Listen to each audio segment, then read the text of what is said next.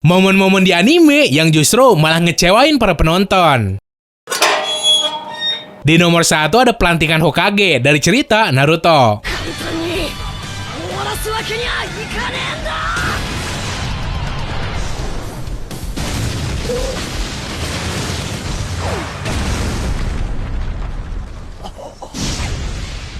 Buat orang-orang yang udah ngikutin cerita Naruto dari episode 1, pasti mereka termasuk gua ngarepin lah kalau momen pelantikan si Naruto tuh bakal jadi suatu event sakral yang bikin semua fans Naruto ngerasa bahagia ngeliat karakter yang awalnya dibenci semua orang di desanya berubah jadi sosok yang dicintain semua orang, serta ngecapai cita-citanya jadi Hokage.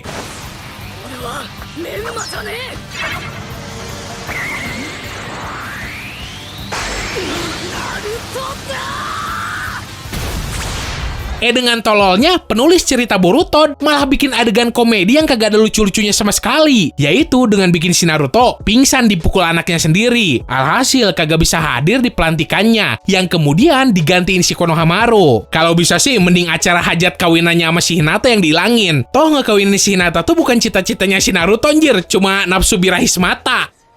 Minamo gozonji Uzumaki Naruto. サンキューだってばよ。これすまねえナルト兄ちゃん、どうにか変化の術でごまかしきるぜこれ。 Nomor 2, Blue Story Arc dari cerita Shokugeki no Soma. 最強は俺、最強の男にはそんなもんいらねえんだよ。この音、おさずけ？ Cerita ke-11 sekaligus cerita terakhir dari anime masak sambil desah ini. Sayangnya, biarpun jadi penutup karya yang padahal bagus tersebut, orang-orang ngerasa kecewa sama endingnya. Berhubung story arc sebelumnya justru malah bagus banget. ケロス、あれはまるでくくり塔のような。ネギ、生姜などの構想を一気に刻んだ。ハイスピードで濃厚な鶏ガラスープに投入。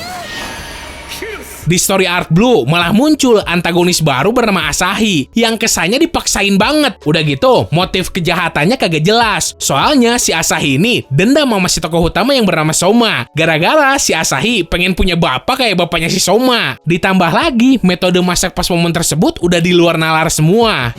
結果は結果だな。お前の勝ちだ、雪平。これを丈一郎に返しといてくれ。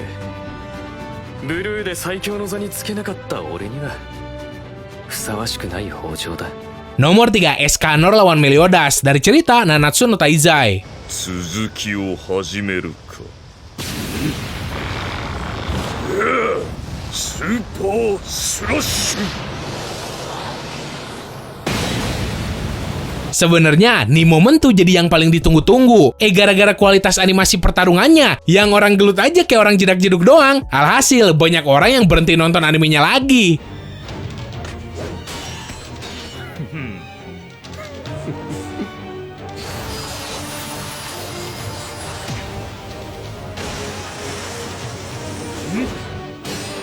Hal ini bisa terjadi gara-gara anime Nanatsu no Taizai itu tiba-tiba pindah studio produksi dari A1 Pictures ke Studio Deen. Sadisnya, Aniplex yang harusnya jadi pihak produser malah lepas tangan setelah movie Nanatsu no Taizai kagak laku. Alhasil, A1 Pictures harus ngegarap anime season 3-nya ini sendiri. Satu-satunya studio yang mau ngebantuin ya Studio Deen tadi. Kagak ada modal, deadline mepet, sama kurang karyawan. Makanya nih anime hancur.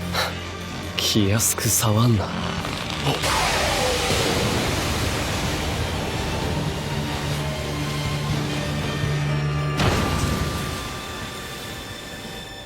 Nomor 4, pengorbanan seorang tokoh utama dari cerita Akame ga Kill. 目を背けるな、バカ野郎。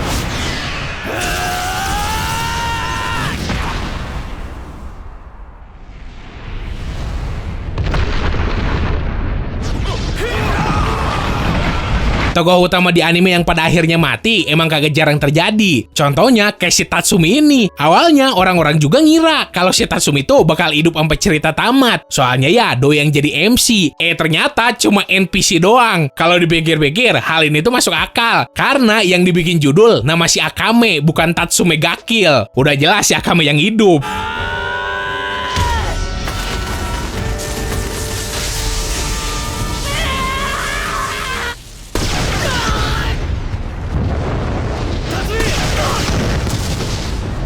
Di samping hal itu, sebenarnya yang bikin orang kecewa tuh gara-gara cerita Akame ga Kill versi anime melenceng banget dari cerita aslinya di manga. Kalau di manga, nasib si Tatsumi kagak mati. Udah gitu, teman-temannya yang lain juga pada hidup.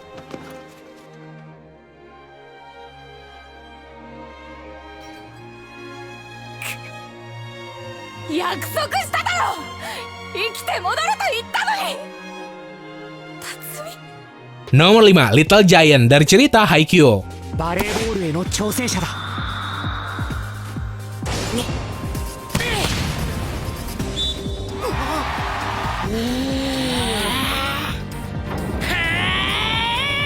Sebagai tokoh utama, cowok rambut oranye bernama Hinata ini terinspirasi jadi pemain voli setelah ngelihat orang yang punya tinggi badan pendek kayak dirinya dapat julukan Little Giant atau Chisana Kyojin. Dan si Hinata juga kemudian punya cita-cita dapat julukan yang sama.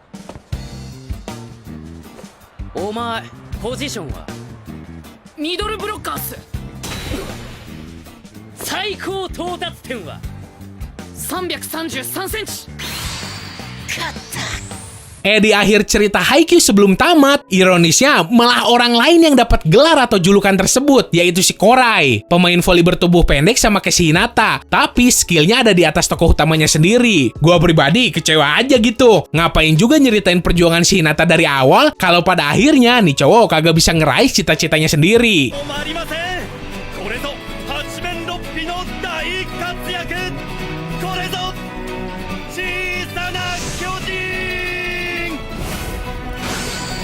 Nomor 6, ditinggal kawin sampai punya anak dari cerita Boku Dakegai Naimachi.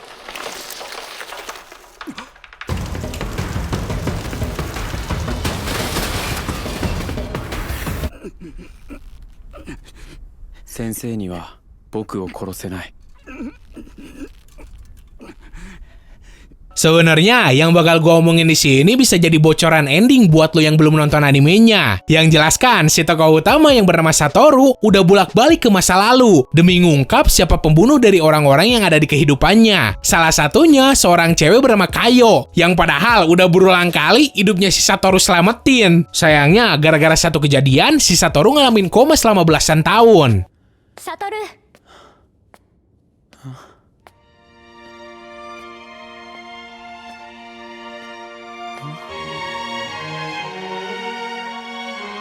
Nah, setelah si Satoru bangun dari komanya tersebut, si Kayo datang ke rumah sakit buat ngejenguk kan tuh. Datang-datang nih cewek ngumumin kalau doi udah nikah. Dan kesitunya juga sambil gedong anak. Padahal banyak banget yang ngarep si Satoru di endingnya bakal nikah sama si Kayo. それでもね、サトル。一人ぼっちでいることしか想像できなかった私が、今こうして家族といられるのは、サトルがいてくれたおかげだよ。ありがとう。 Dan satu lagi ada momen Aku Cinta Emilia dari cerita Rizero Karahajimeru Isekai Sekatsu. かっこいいところを見せてください。スバルくん。俺はエミリアが好きだ。 Kurang serk aja gitu kalau ngomongin soal momen anime yang bikin kecewa, tapi kagak masukin yang ini. Aslinya nih momen tuh 50-50. Ada yang bahagia gara-gara si Rem ditolak, ada juga yang sedih gara-gara udah jadi tim yang ngedukung si Babu. はい、スバルくんのレムです。ごめんなさい、気づかなくて人混みに疲れてしまったんですね。疲れた。 Apalagi di season kemarin si Rem full hilang. Udah gitu kagak ada yang inget sama nih cewek, kecuali si Subaru doang. Udah jelas lah hal ini bikin fansnya si Emily Todd sumringah. Tapi ya momen ditolaknya cinta si Rem sampai sekarang masih jadi yang paling ikonik dan bikin kecewa orang-orang yang ngarepin si Rem bahagia.